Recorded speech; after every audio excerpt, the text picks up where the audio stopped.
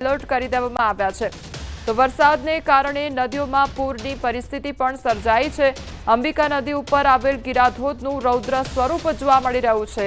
ચારે બાજુ પાણી જ પાણી જોવા મળી રહ્યું છે। તો ડાંગ જિલ્લામાં અત્યારે અનરાધાર વરસાદ ખાબકી રહ્યો છે। હજુ પણ આગામી સમય માટે રેડ એલર્ટ આપવામાં આવ્યું છે, એટલે કે ભારેથી અતિભારે વરસાદ ડાંગ જિલ્લામાં વરસી શકે છે।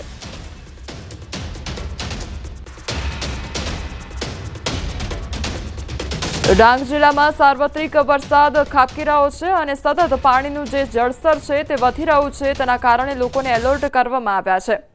તો અંબિકા નદી ઉપર આવેલ જે ગિરાધોધ છે તેનું પણ રૌદ્ર સ્વરૂપ જોવા મળી રહ્યું છે।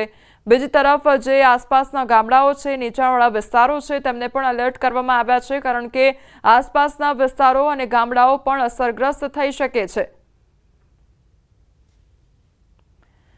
તો રાજ્યભરમાં વરસાદને લઈને આગાહી કરવામાં આવી છે, ત્યારે ડાંગના દ્રશ્યો સામે આવ્યા છે કે ડાંગમાં પણ અતિભારે વરસાદ વરસી રહ્યો છે।